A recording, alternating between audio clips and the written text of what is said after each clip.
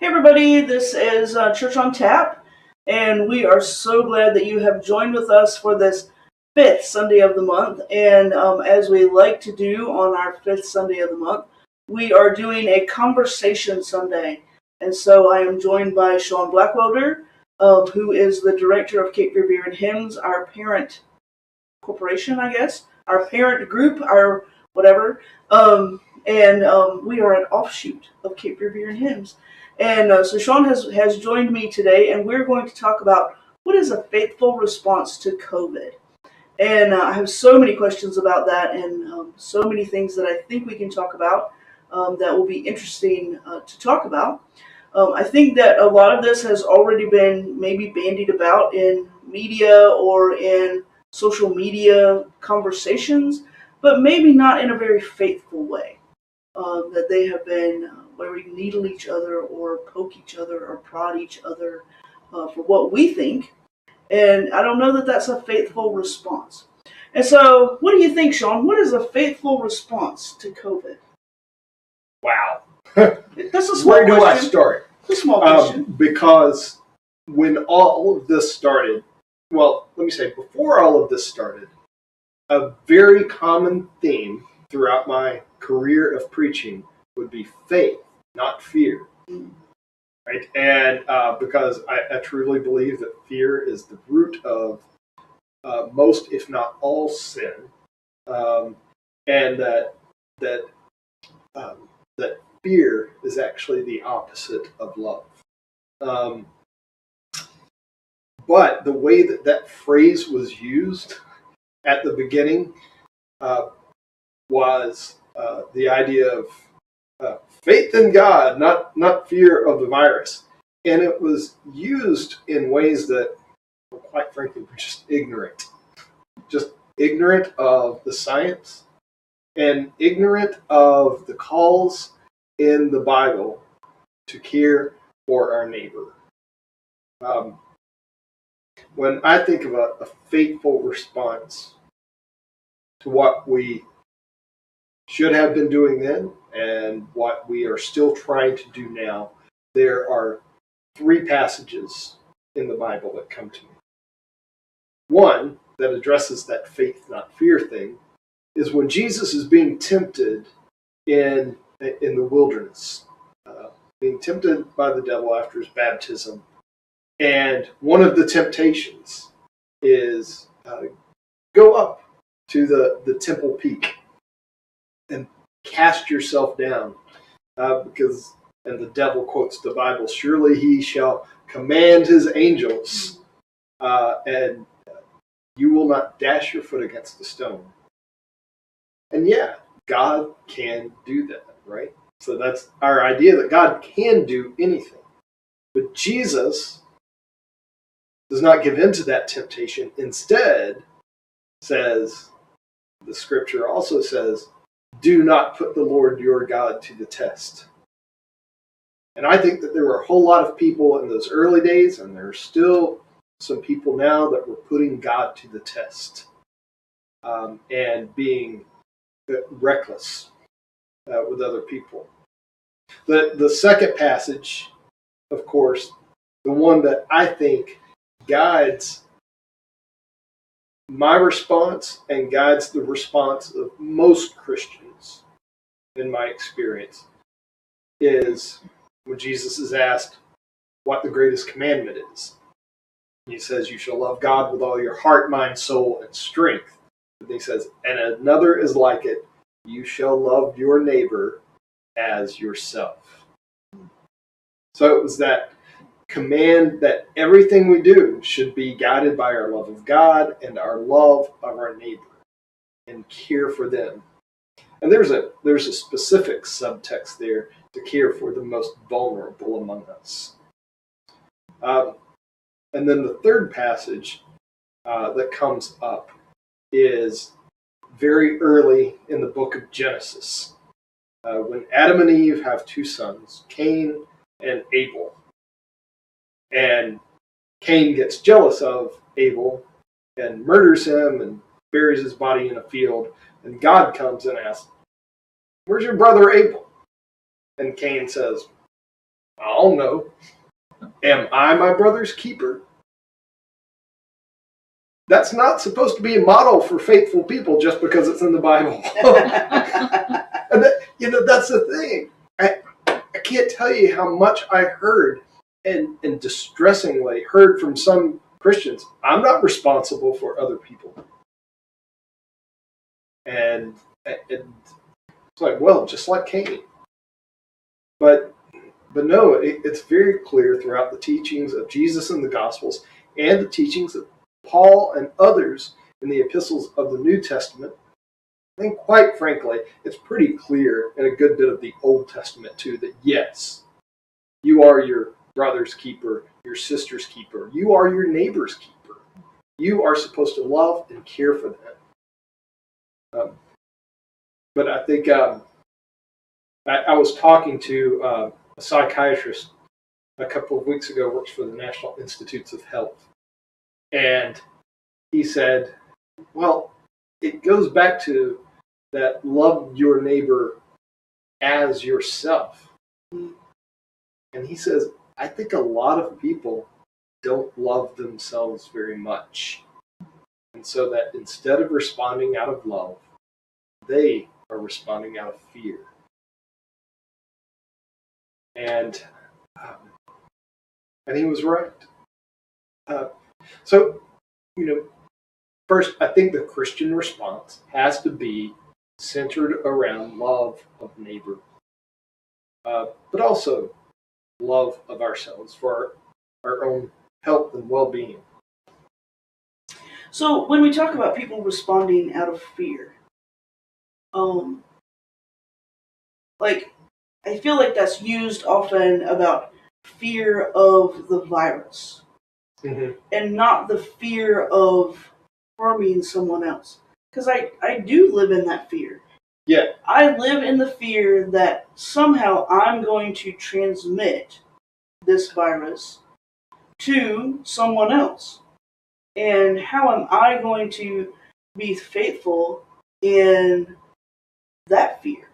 That love of others somehow is propelled by a fear of what I might do to them unwittingly. Right. But by my own actions, that somehow I'm going to cause harm. And so it's a weird entanglement of fear and love, that in a lot of ways that fear and love are holding hands. I am afraid that I'm going to harm you, but it's my love that makes me afraid of harming you. Yeah. It's really convoluted when you talk about fear and love in this particular conversation. Mm-hmm.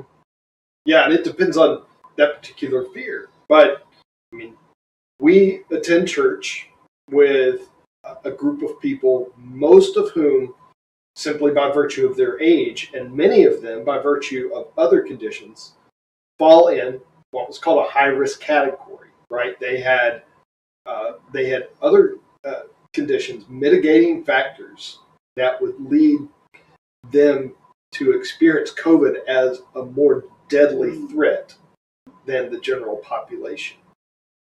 And, I don't want to be the one who's responsible for killing the beloved church matriarch, right?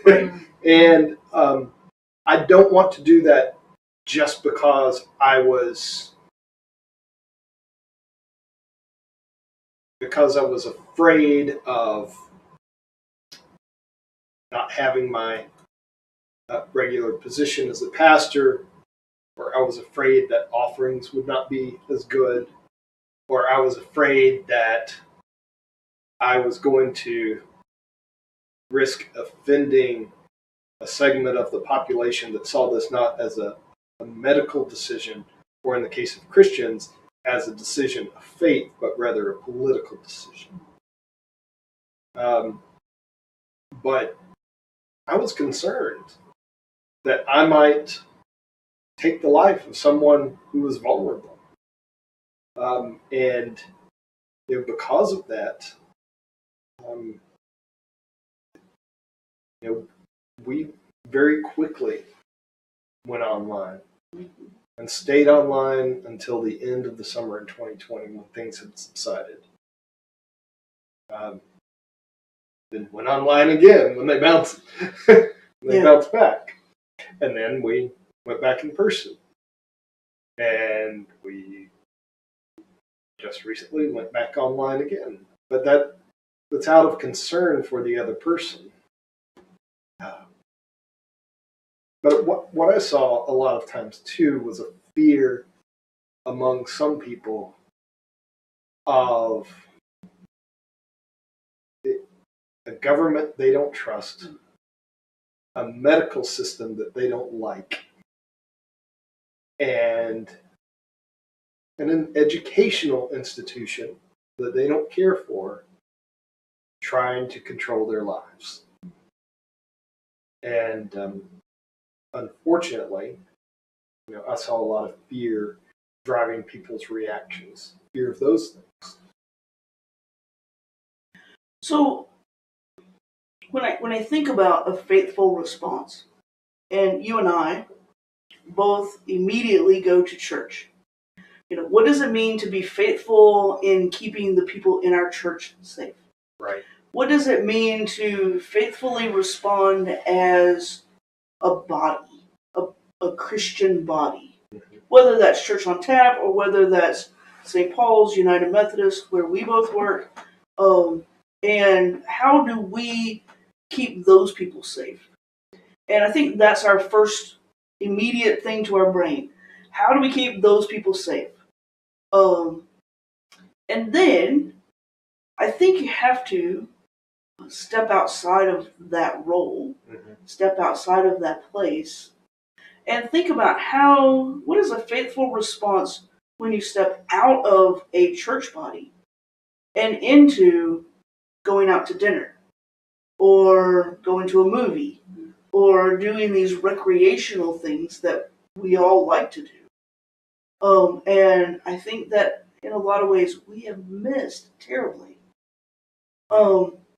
And that has been a struggle for me, not in the beginning. So when everything is shut down, when everything's in lockdown, when we are, just kind of living in that bubble of we can infect anyone, or they can infect us. I think that was really kind of an easy time in some ways. Mm-hmm. And then along come vaccinations. Along comes a little taste of what felt like a little normalcy. Mm-hmm. And now we have Omicron. Hello, Omicron. Well, we had Delta. We had Delta before that. And then Omicron. But then, Delta felt a little, I don't know, far away in some ways. Mm-hmm. And then Omicron now feels very up close and personal, and I know more people I know now with Omicron who had Omicron, who are currently having Omicron. I mean, more people that I know personally have it now than they have throughout the whole process. And yet, I struggle with I'm vaccinated, I've had 3 shots, I want to go out to dinner. I don't want to cook at home anymore. I'm kind of over that. And I'm over cooking for myself. I want someone else to do that. Yeah. And so what's the faithful response in that? Oh, yikes. Yeah. There's layers to that. Isn't there? Because the faithful response is, the first rule of Methodism, of which we are a part, is the same as the first rule for doctors under the Hippocratic Oath. Do no harm, right? So you don't want to harm your neighbor. You don't want to transmit something to them or engage in risky behavior. It's just like drunk driving. You don't want to go out driving your car, no matter how skilled a driver you may believe yourself to be, when you're under the influence. And the same thing with that. But at the same time, COVID, like any other kind of disaster, disproportionately has affected poor and working class people. And the reason that it did really was because many of them were in, like in our area, in the tourism and hospitality industry. Hotels, restaurants, bars, all of those places. And all of a sudden, income dried up for a lot of people. And at the very same time, people at the wealthier end of the spectrum were figuring out that they could work online, which meant that they could work from anywhere. And if you can work from anywhere, why not work at the beach? Amen to that. Because believe me, it is a great place to live. However, what happened in our area was and really what's happened across the United States now, is that the price of homes started going up and rents started rising. And some homes were bought out that maybe someone rented month to month at one point, and they were turned into Airbnbs or Verbos. So they were not available to be a long-term rental for a family anymore. So we saw families losing their housing. And so our response, I think, is guided by compassion for wanting to support our neighbors. I think early on, we saw a lot of people getting takeout from their favorite restaurants because we wanted to make sure they were still open on the other side of the pandemic, right? Yeah. Or we patronized our friends' businesses because we want our friends to stay in business. And I think that's important. I also made a point of patronizing businesses that were very cautious with their COVID practices. So did we. And ones that I knew were reckless, I cut them off. Yeah, there's a particular place that one of the owners was marching against the shutdown, and I frequented that business, but not anymore. Yeah. I won't go there because I know that is their stance. I just want to give a shout out to the two bars that support us by hosting our events. Good Hops Brewing in Carolina Beach and Waterman's Brewing over towards Wrightsville Beach. Both of them initially totally shut down and did takeout only.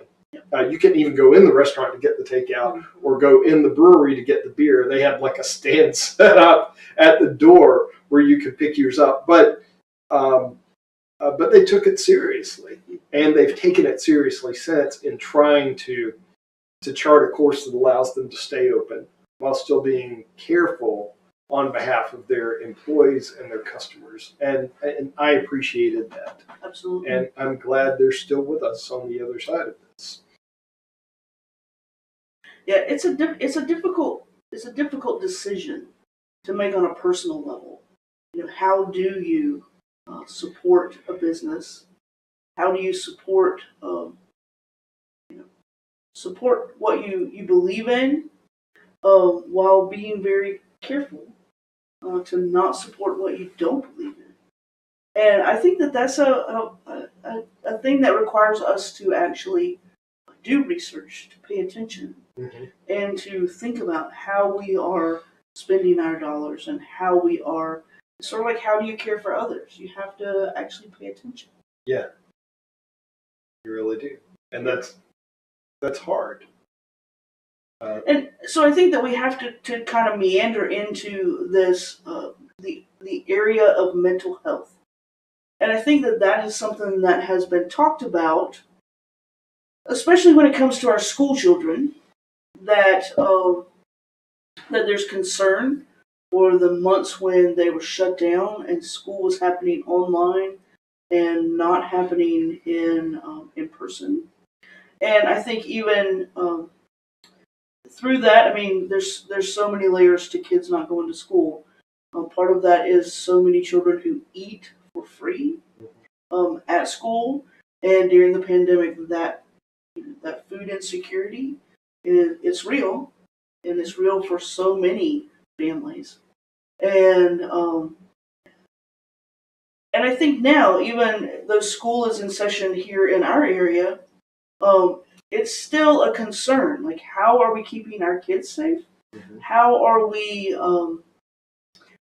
we dealing with the mental health issues that come along with um, this pandemic? We are living, and I think sometimes we like to think that the pandemic is over, or we like to have thought that, the pandemic is over, we're all vaccinated, we're good, we're moving on, and then, whoop, we're not. Yeah. And in a lot of ways, it feels like we've regressed, that we've gone backwards. Mm-hmm. And I know for me, there's some mental health that comes along with that. This idea of we were out of it and now we're back. Mm-hmm. And so how do we faithfully respond to mental health issues for ourselves? I think that's important to think about our own self-care. You and me and everyone. It's important that we all think about our own self-care. Mm-hmm. But also, what is a faithful response for mental health for people that we encounter, people that in some ways maybe we're responsible for? And when it comes to talking to our political representatives, to encourage them to be faithful in their response to mental health issues around us. Wow. Again, small question. Short question, but big. Yeah, I mean, there are many layers to that. Many layers. The first response as a Christian, I would say, is just one word: grace. Mm. You extend grace to the server at the restaurant who doesn't quite get your order right, right? Because perhaps they've been working harder during this time while carrying the burden that they're at a higher risk of contracting the virus because of the work that they do with the public. Grace for the cashier at the store. If you don't agree with the store's mask mandate, that's not the employee's fault. In general, I agree with mask mandates, but that's not the employee's fault. You don't need to berate them. But grace for our neighbor. What if they're not wearing a mask? Can I berate them for that? Oh man, I so Sorry. want to sometimes. I really do. But I also think that, and we've talked about this as we've talked about fundamentalism in the past. Shame is not a really good motivator. No, it's not. And in some cases, I wish it were, because I think some people have been really arrogant and uncaring in the way they've gone about it. I'll give you one little anecdote. My wife was shopping at the grocery store and wearing a mask. And a couple came in who were not wearing masks. And very intentionally, he kept trying to get closer to her and closer, and was being very intentional about it. And but finally, she just rammed his cart with her shopping cart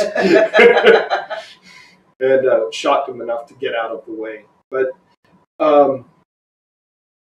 we have to offer grace to our neighbors because, as my doctor said at my annual checkup this past year, most people, and most times our base stress level is somewhere around here, and something happens and it may raise it or whatever. He says these days everybody's starting here, and it doesn't take much to put us over the top. And I see that. I see that, especially with people in caring professions. That includes pastors, no matter how caring or not you think we are. That includes educators, which both of our wives are educators. That definitely includes medical personnel, doctors and nurses. And if you want to talk about somebody that has borne the brunt of this over the last 2 years, medical personnel have had to live with it every day, and they're worked to exhaustion, which has an effect not only on their physical health, but obviously their mental health and their spiritual health. And then two more things about that, then I'll shut up. So one, you mentioned the mental health of kids. They're at pretty low risk for the virus. Their teachers may not be. The teachers' families may not be. So you need to consider that. But the kids are at pretty low risk. And it's been shown that keeping them out of school is pretty detrimental to their mental health. I volunteer once a week in a kindergarten classroom. I missed the entire school year last year, first time since I've moved here. And I've been back this year. The kids that have come in this class this year have struggled more than kids in previous years. Wow. Part of that is because they didn't get the preschool experience that previous classes have gotten that prepared them for kindergarten. Part of that, too, is that masks cover up faces where kids learn to read people's faces, but they also, when they're learning to read, they're whether they're consciously or not doing it, they're reading lips and expressions, and it's harder for them. Wow. It is. And then also on the other end, as pastor, we have people who are shut-ins, who live at home, don't get out much, or perhaps are in a nursing home or other kind of situation like that, and they were cut off. All of a sudden, there was no senior center for them to go to. All of a sudden, the restaurants that really provided their social engagement each day were closed. And the longer that went on, there were some medical studies that showed failure to thrive became a very big deal. When vaccinations became available and people were able to come back to church, as much as the whole vaccination issue has become a political issue for people, even the vast majority of our people who fall to the right politically in our congregation went out and got vaccinated because they wanted to be back together. And they need that. We need that. As much as I feel like we did a good job with online church, there's something to personal engagement. When I stood up for the first time and preached in front of people again, the feeling of being able to have people respond to me right there, to laugh when I told a joke, or snicker when I told a bad one. Not that ever happens. Oh, it happens so much. I'm sorry, that was sarcasm. Pastor jokes are as bad as dad jokes, if not worse. But it was good to see the joy that people experience being back together. Amen. It was. So I just want to say, true confession, that during the pandemic, I have begun seeing a therapist regularly because my own mental health. I recognized that I was in need of an outlet for dealing with that, because the pandemic, and I'm an introvert, and so you would think that I am made for pandemic, and in some ways that is true. I am made for pandemic. I'm made for being able to be at home and to entertain myself and to not have that be a stressor in my life. And I know a lot of people are not. But there are other factors that come into play with that, and understanding that it's okay to need help. It's okay to need someone to process this with you. It's okay to go to someone and get that. And yes, you can come to a pastor and sit down and have those conversations, but sometimes you need someone who's specifically trained to talk with you in a mental health kind of way and to help you with whatever burden you are carrying. And so I want to say that as a means of letting go of any stigma that may come along with that. I don't know, maybe when I say that you all think that, well, she really is crazy. And that's okay too. Um, but um, but I think that it's important for us to admit that we all need to have someone that we can process things with. Yeah. When these mental health, when we are feeling blue, when we're feeling tired, when we feel like we can't process it on our own, it's okay to find someone to do that with you. I think that's important to say. Yeah, we could do a whole other episode on mental health. Absolutely. Because I'm a big proponent of mental health care, of erasing that stigma around it. I mean, if we get really sick, we go to the doctor. If we have a bad flu that we think is turning into pneumonia. But if somebody has some depression that seems to be getting worse and worse, there's some stigma sometimes if they take time off from work to go see a psychotherapist, which is, forgive the pun, crazy. Yes. For lack of a better word. I have a great therapist, and I love my therapist, and I started seeing him again during the pandemic. By Zoom, of course, because that's what we did. And but I need it. And I realized that. And luckily, and this is a point of privilege a little bit, that I have a mental health professional available to me and that I have the funds to be able to do that. There are some community organizations that have sort of sliding schedule fees, and that can be helpful. But even then, sometimes any fee is a barrier for somebody. And mental health mental health care needs to be available to more people. And there should be no shame in seeking out mental health care, whether that come in the form of therapy and counseling, or that come in the form of medical help through antidepressants or some other drug that someone needs. Absolutely.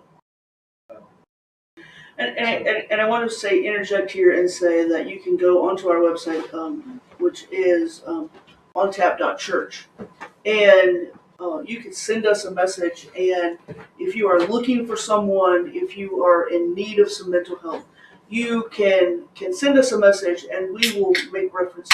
We will refer you to someone, because we both have places that we go. We have other places that we know that we can refer you to, places that have sliding scale, that have availability. And so reach out to us if that is something that you are in need of or you're wanting to connect with. Absolutely.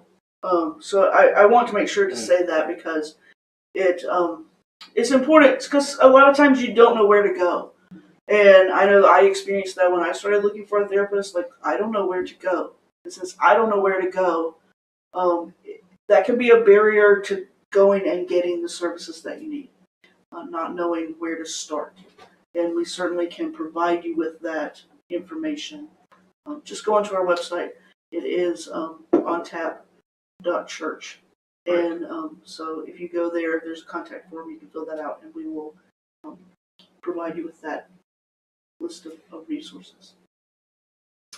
I think that it's important when we talk about the pandemic to talk about science.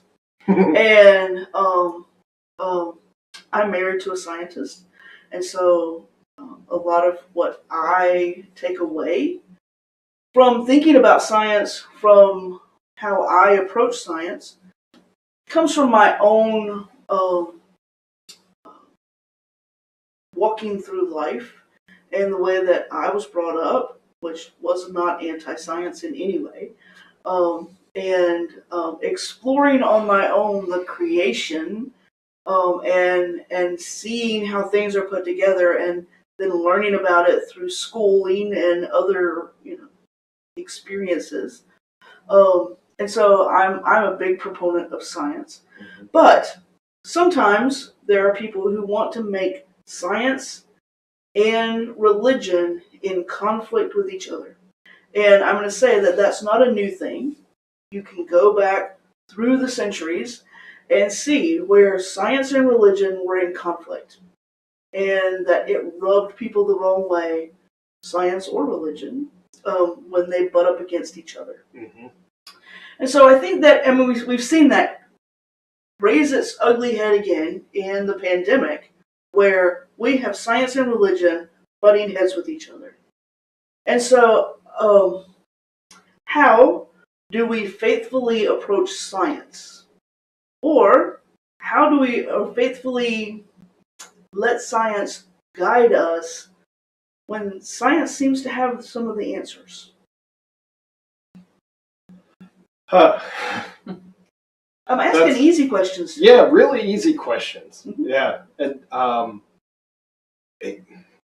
that's it's really. By the way, we're really good, y'all. sharing in a bourbon barrel aged stout from Brewery Bavana in Raleigh, which is it's a brewery, Thai restaurant, and bookstore and florist all together. Highly recommend if you're ever in the Raleigh area.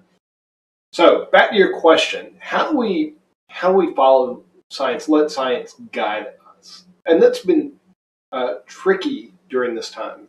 First of all, of course, as Christians, we seek to be guided by God, guided by the rule of love and care for our neighbor. But then, how do we allow science to guide us in a time like this?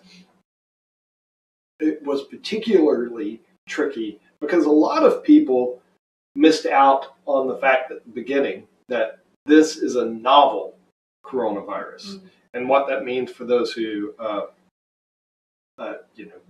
didn't do so well on the grammar portion of their SATs or the vocabulary is that it was new. Now, coronavirus in general is not new, and things that are sort of like this are not new, which is why they were able to already be working toward a kind of vaccination for it. But this particular one was new. They'd never seen it before, and therefore the whole time has been a learning process. And with science, there is a process of trial and error. That's called experimentation. But you still go with what the evidence points you toward. And, the evidence it's not an opinion. It's it's an empirically guided fact. And you go with what that is at the time. And then as you learn new stuff, you apply that new stuff as well. And the simple answer to the question is that I believe that God gifts people with the skill and intelligence to practice the science, to do that, to do the work that needs to be done. And that out of humility, understanding that not all of us share the same gifts. Some of us are gifted differently. That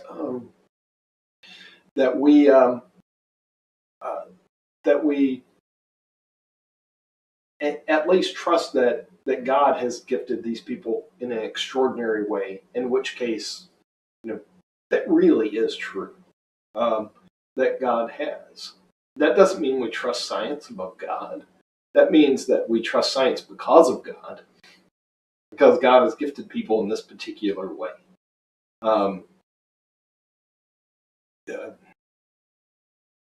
I have struggled as I've seen faith communities rail against using masks, rail against getting vaccinations, sometimes even rail against getting legitimate treatments, because you need to trust that God's going to take care of this. God's got this. And again, it goes back to do not put the Lord your God to the test. Right? Yeah, God can, but in general, God allows for people to have freedom of choice. And if their choices are bad, the outcomes are going to be bad. And,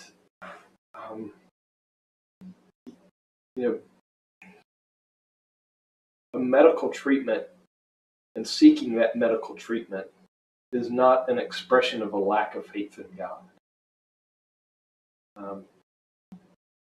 We both know we have an elderly parishioner in our church who is a woman of deep, deep faith and compassion, who really, really struggled with getting the vaccination.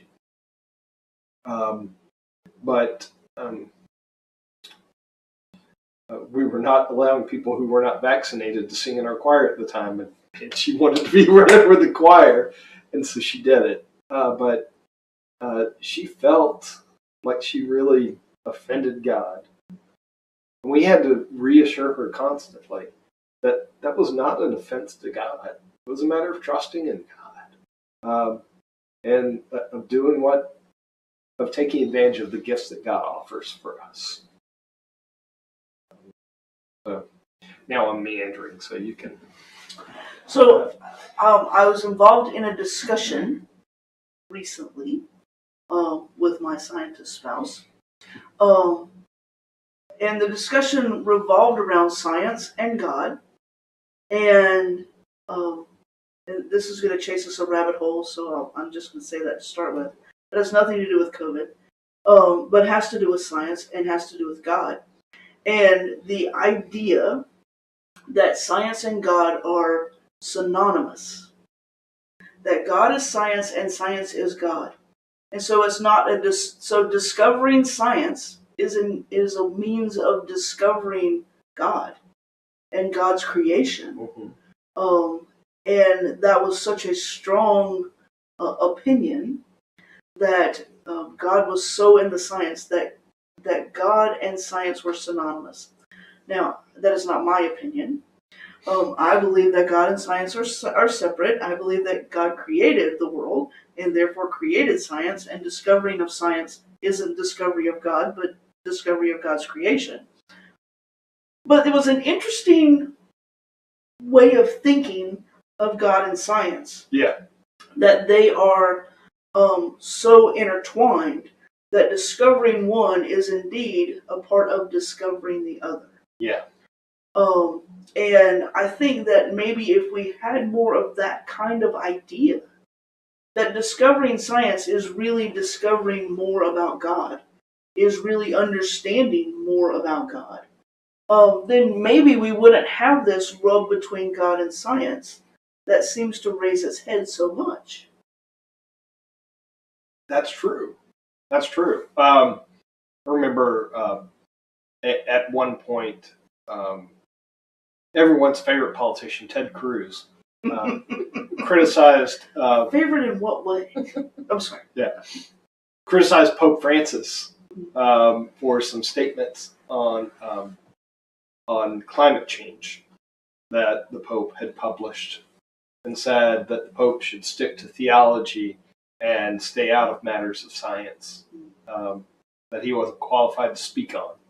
But of course, the Pope, I don't know how many people know this, has a graduate degree in, I believe it's chemistry, if I'm not wrong. He actually is a scientist and a man of great faith, obviously. Whatever issues you may have with Catholicism or things like that are kind of separate, but I believe Pope Francis to be a man of great faith and a scientist, and a compassionate person. But I believe that science is a way that helps to point us to God. The more that we discover about our universe is more that we discover about what God has created, and it points us toward God. I think we need the discipline of theology. I think we need the discipline of a lot of academia to help round that out, and we still won't have a complete understanding of God. I'm not a fan of academia, so I mean, I just finished seminary, so maybe that, is part of that. But anyway, I digress. But at the same time, I mean, science does help to point us toward the God who created everything.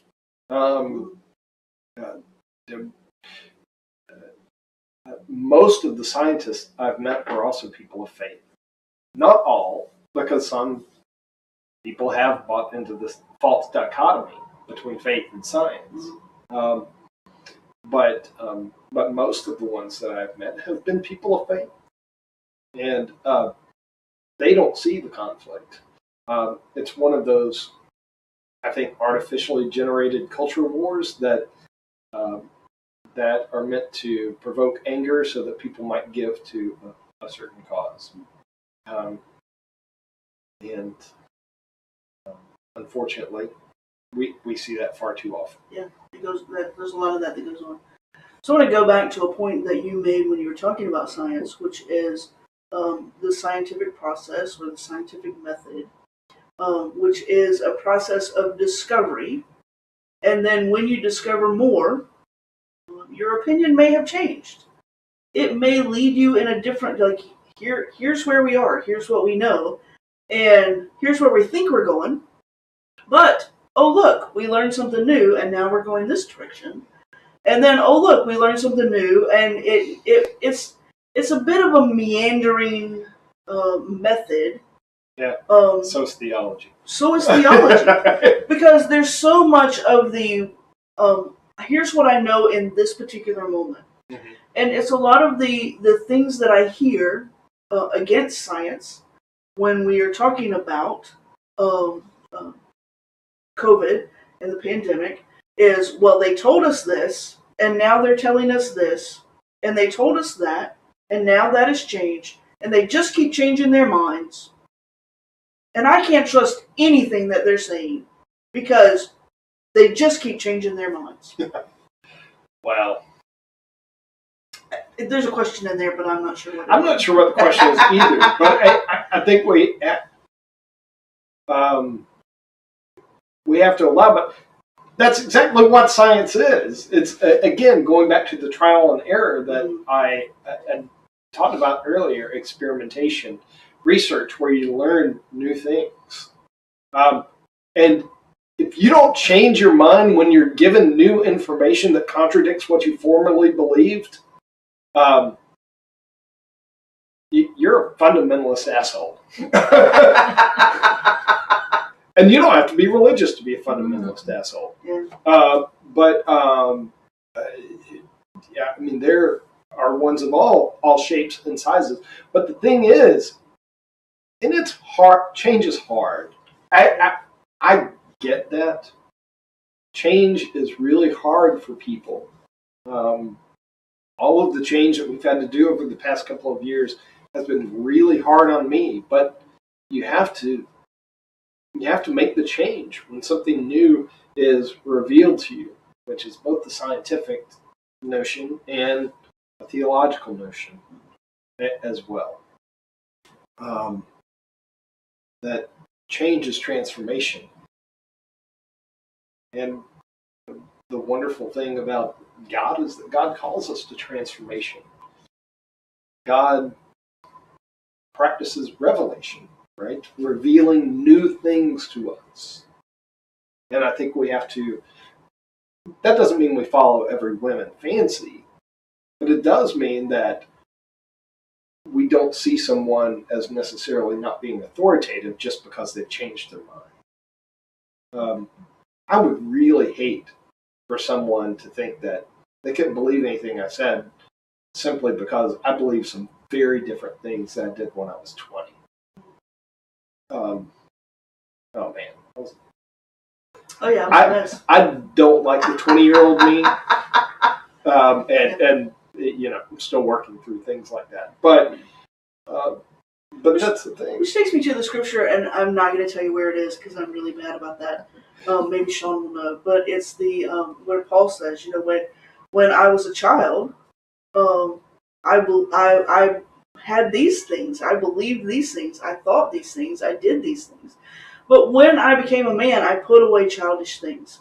And to me, that is a transformation. It's transforming from these things that I believed, these ideas that I had, to transforming into something that is more mature. It is more understanding. It is more where you realize the error of your ways.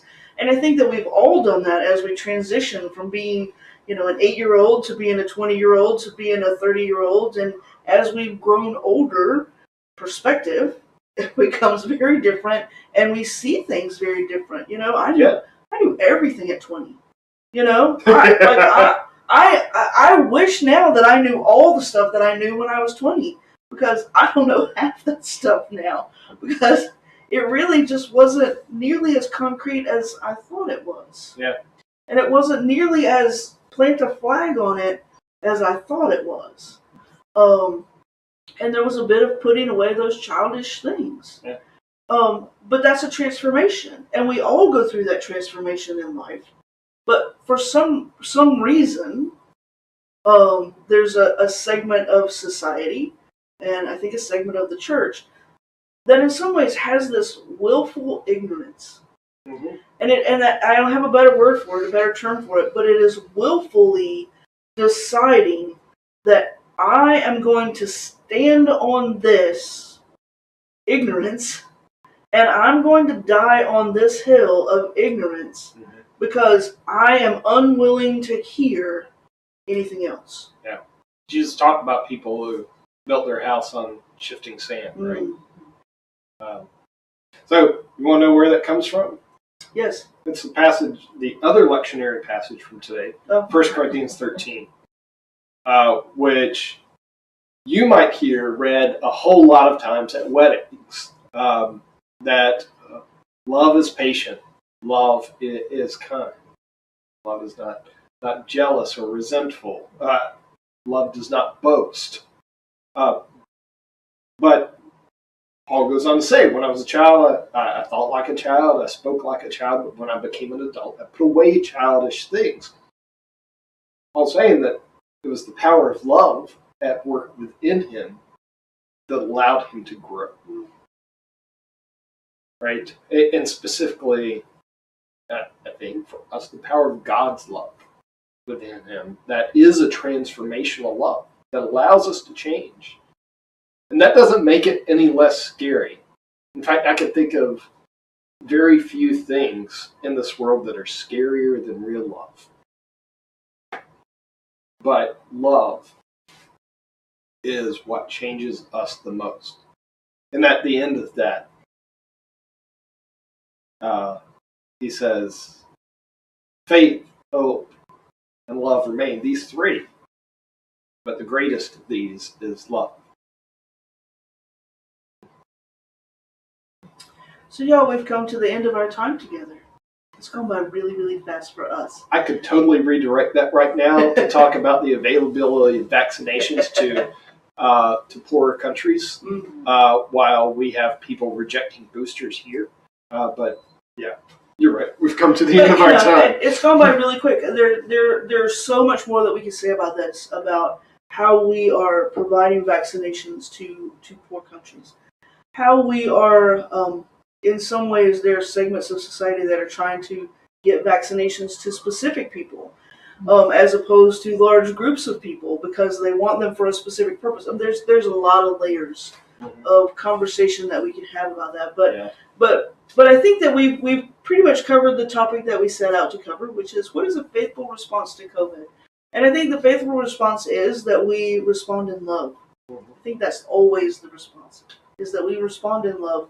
Love for each other, love for ourselves, and that we don't let fear keep us from doing the things that we know that we should, but that we do allow enough fear that keeps us from not doing the things that we know that we shouldn't. So it's a balance. It's a balance. And I think that so much of life is a balance. We will be back next week for church. I think that we probably will remain online. Because we're not quite past Omicron enough that we are seeing the numbers decrease, although there certainly is some evidence that having Omicron isn't causing the hospitalizations, although we have had more hospitalizations this past week than we've ever had at our local hospital. And so it's important to think about that and how we make those decisions. But for now, we're going to remain online because it's the faithful and right thing for us to do in this moment. So we will see you back here next week. Just to reiterate that we are a welcoming and loving community. That we believe that Jesus erased all the barriers for all of us to come and be a part of God's community, to be a part of God's church. And because we believe that, we try to practice that as best we can, to erase all of the barriers to being able to come and be a part of this community. So we welcome you to join us online, and we will welcome you to join us again when we're able to be in person. Yes. Thanks for being with us tonight, y'all. See you next Sunday. Cheers. Cheers.